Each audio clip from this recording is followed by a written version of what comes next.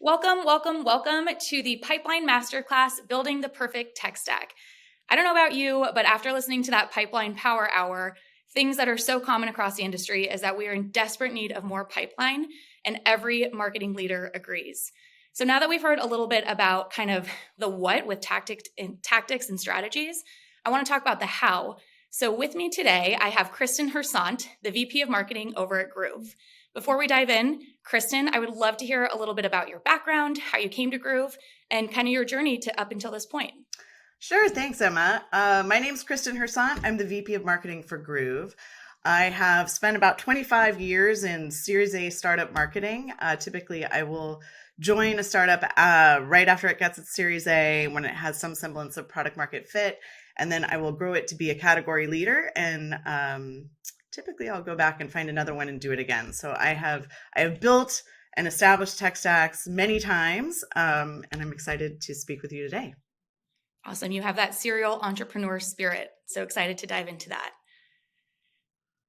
So things we all know, there is so much marketing technology out there. And as you've said, you've done this a few times now. So I'd love to hear kind of about your thought process on how you decide what kind of technology is worth investing in and what isn't.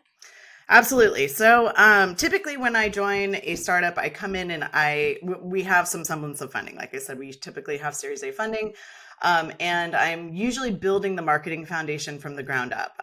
So part of my tech stack has been built through many years of experience, just trial and error, using certain systems and understanding what works and what doesn't, and just inherent knowledge for certain more established categories like marketing automation, for example. But then also, I will typically want to stay abreast of new technologies that are coming out because, as we know, technology is very dynamic and constantly changing and evolving. And so I'll usually come in and lay the foundation with what I know works, and then I'll have a certain budget that's kind of set out for more experimental, newer technologies that I will task my head of demand gen to go out and start investigating. Love it. I want to double click into something you just said about staying on top of new technologies. What are some like influencers you follow or trades you read, or like how do you kind of keep on top of like the tech industry in general? Well, I usually start with the analysts. I'm really big on analyst relations, so I will always make sure that I read the vendor evaluations first.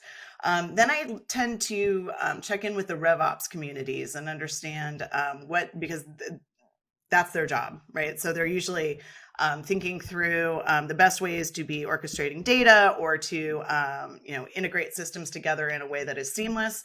Then I will also ask other heads of demand gen and CMOs, what they're using, and I will use that process to curate a short list that we then run a full vendor evaluation for. Incredible. Process has purpose, and it seems like now that you've done this a few times, you have it down pat. Yes, that's absolutely. Well, I mean, like I said, nothing's ever perfect. You do have to try. Like, for example, I'll just use Qualified as an example. When I joined Groove about 3 years ago, we had Drift in place as our chat application, and it was fine. It was working well. But I think it was one of Qualified's SDRs got a hold of my head of demand gen, and we decided to give it a shot because our contract happened to be up for renewal. And lo and behold, we've been able to increase our sourced ROI by 7x and our influenced ROI by 11x by changing platforms. And I'm happy to get into why that is if you would like to talk more about that. Those stats like never cease to like amaze me, and it's incredible. I do want to get into more of that in a little bit, but first, something I want to talk to you about is things we've noticed at Qualified is that the entire like buying committee across the industry has changed. So our sellers are up against more decision makers, more people involved in the deals, more opinions, all that good stuff. So take us inside of Groove. Like, what does your buying committee look like when you're evaluating new marketing technology? You mentioned kind of your first line of defense is your VP of demand gen. How does it kind of go up the food chain from there? So it depends on the technology. It depends on who's going to be using it at the end of the day. I am a firm believer, again, through lots of experience, that you can't just make a top-down decision. You have to get full buy-in from anybody that is going to be using the platform every day. So in the case of a sales engagement platform like Groove, obviously ensuring that you're able to run a trial with the people who will be end using it using it at the end of the day. That is kind of a bad example because that's our platform.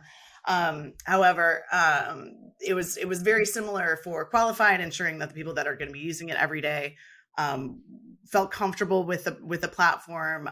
In fact, they had a better experience with the platform.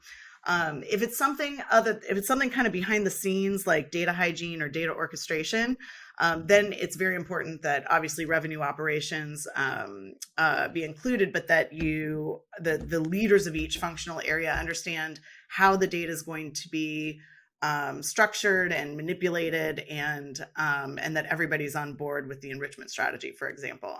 This is especially important in a high growth startup because I find in the early stages, a lot of the leaders tend to make their own technology decisions, and then you reach a certain point where it all needs to be integrated and start to function together as part of an integrated system.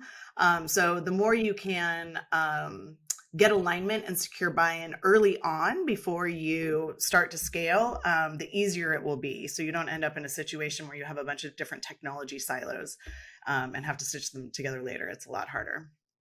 Totally. I feel like it's like every marketing leader's nightmare to like invest in a sales tool that, sellers are like, oh, we don't know how to use this, or RevOps invest in a marketing tool and the marketing team is like, oh, we don't really need this. And so I love that your take is to really like kind of get your kind of cohort of decision makers together on the upfront, because it saves your team so much time internally as well.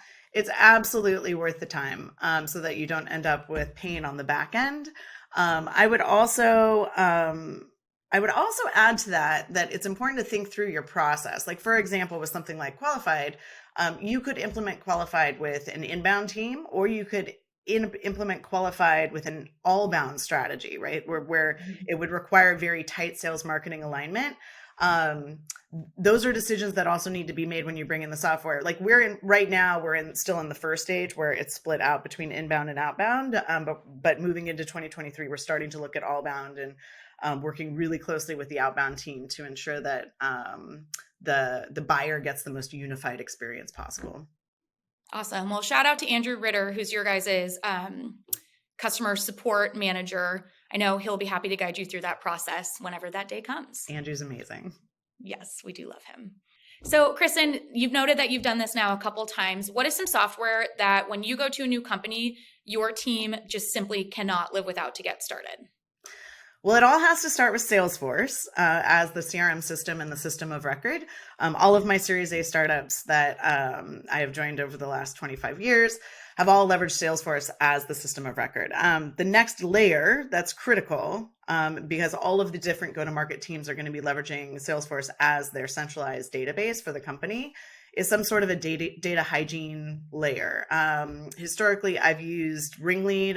Currently, we are a new customer of a company called OpenPrize that's relatively new, but these are data orchestration platforms that can enable you to do multi-vendor enrichment, to dedupe, ensure that you're not creating more chaos in the database, because without that data layer, you're not going to be able to effectively leverage any sort of automation, whether it's marketing automation or a sales engagement platform, which are the next two that I would say. Obviously, you need some sort of a marketing automation system. We use Pardot because we're a Salesforce shop. Groove is built on Salesforce and therefore the best for Salesforce. And so we use marketing automation for our forms, for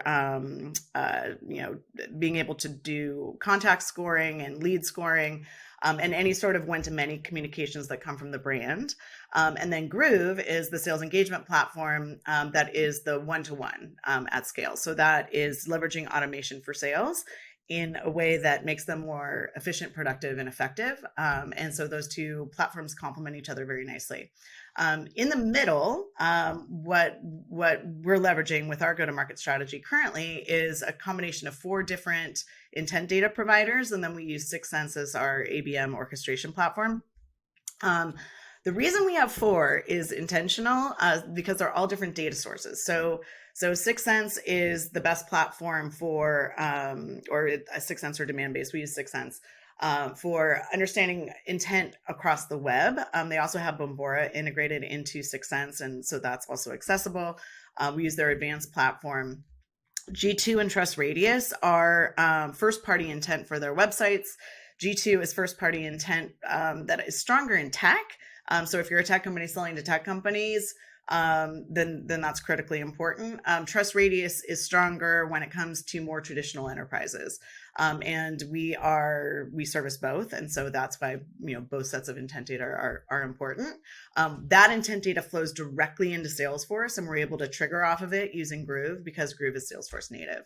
And then finally, last but not least, Signals is a really powerful intent data platform for our own website so that our teams can understand not just what accounts are surging, but the specific content that they're looking at on our website, and they can tailor their communications accordingly. Groove, as I mentioned, is our platform. We are the leading sales engagement platform for enterprises on Salesforce. Because we are built on Salesforce, which is actually something that we share in common with Qualified, it provides significantly greater transparency, greater flexibility, the ability to trigger off of any field in Salesforce instantly. You don't have to deal with any sort of sync errors or data latency. And we integrate beautifully with Qualified via Salesforce because we are both built on Salesforce as the system of record. So this is our tech stack. It is a very elegant tech stack, and it is working phenomenally well for us.